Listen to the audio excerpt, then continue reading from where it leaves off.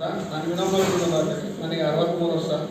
ನನಗೆ ಜೈಂಟ್ ಒಳಗೆ ನರ ಸೇರ್ಕೊಂಡ್ಬಿಟ್ಟಿತ್ತು. ನಾಗರಾಜ್ ಡಾಕ್ಟರ್ ತೋರಿಸಿದೆ. ಅವರು ಆಪರೇಷನ್ ಆಗಬೇಕು ಅಂತ ಹೇಳಿದ್ರು. ಆಮೇಲೆ ನಮ್ಮ ಆಯುರ್ವೇದಿಕ್ ಸುಮಾರು ಕಡೆ ತೋರಿಸಿದೆ, ಎಲ್ಲೋದ್ರೂ ನನಗೆ ಸರಿಯಾಗಲಿಲ್ಲ. ಆಮೇಲೆ ನಮ್ಮ ಸ್ನೇಹಿತರೊಬ್ಬರು ಸಿದ್ದಮ್ಮ ಅಂತ ಅವರು ಕರ್ಕೊಂಡ್ಬಂದು ಇಲ್ಲಿ ಪರಿಚಯ ಮಾಡಿಕೊಟ್ರು. ಆಮೇಲೆ ಅಲ್ಲಿಂದ ಇಲ್ಲಿಗೆ ಬರ್ತಾ ಇದ್ದೆ, 2 ವರ್ಷದಿಂದ ಬರ್ತಾ ಇದ್ದೆ. ಮಧ್ಯದಲ್ಲಿ 1 ವರ್ಷ ಆಗಿದ್ದಂಗೆ ನನಗೆ ಯಾವುದೋ ಒಂದು ಸಾವಿಗೆ ಅಂತ ಹೋದೆ.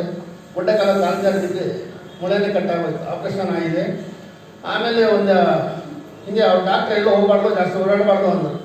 ಸರ್ ನಮ್ಮ ಮನೆ ಹತ್ರ ಬಂದಿದ್ರು 1-2 ತಿಂಗಳೊಳಗೆ. ಬಂದು 2 ತಿಂಗಳ ನಂತರ ನೀವು ಬರ್ರಿ, ಏನಾಗಲ್ಲ, ತೊಂದರೆ ಆಗಲ್ಲ ಅಂದರು. ಅವತ್ತಿಂದ ಇವತ್ತು ಬರ್ತಾನೆ ಇದ್ದೀನಿ. ನನಗೆ ಯಾವ ಮೆಡಿಸಿನ್ನು ತಿನ್ನಲ್ಲ. ಮತ್ತೆ ಈಗ ಡಾಕ್ಟರ್ ಕೊಟ್ಟು ಮೆಡಿಸಿನ್ ಹಂಗೆ ಇರೋ ನನ್ನ ಹತ್ರ. ನಾನು ಯಾವುದೂ ಉಪಯೋಗಿಸ್ತಾ ಇಲ್ಲ. ಈಗ ಬಂದು ಥೆರಪಿ ತಗೊಂಡು ಆರಾಮಾಗಿದ್ದೀನಿ, ಈಗ ಚೆನ್ನಾಗಿದ್ದೀನಿ. ಪ್ರತಿ ದಿವಸ ತಪ್ಪೇ ಬರ್ತಾ ಇದ್ದೀನಿ ನಾನು.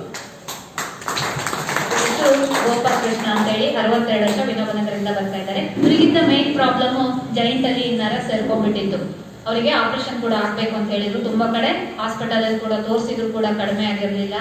ಇಲ್ಲಿಗೆ ಗಿರ್ಜಮ್ಮ ಅನ್ನೋರು ಸರಂಗಮ್ಮನ್ನ ಪರಿಚಯ ಮಾಡಿಸಿದ್ರು. ಇಲ್ಲಿ ಬಂದ್ಮೇಲೆ ಏನ್ ಮಾಡಿದ್ರು ಅವರು? ಸ್ಪೈನ್ ಮ್ಯಾನೇಜ್ಮೆಂಟ್ ಯಾವ್ದ್ರ ಮೂಲಕ? ನಮ್ಮ V3 ಮಿಷನ್ ಮತ್ತು RL1 ಮಿಷನ್ ಮೂಲಕ ಏನ್ ಮಾಡಿದ್ರು? ಸ್ಪೈನ್ ಮ್ಯಾನೇಜ್ಮೆಂಟ್ ಮಾಡಿದ್ರು. ಇವಾಗ ಅವರು ಟ್ಯಾಬ್ಲೆಟ್ ಕೂಡ ತಿಂತಾ ಇಲ್ಲ.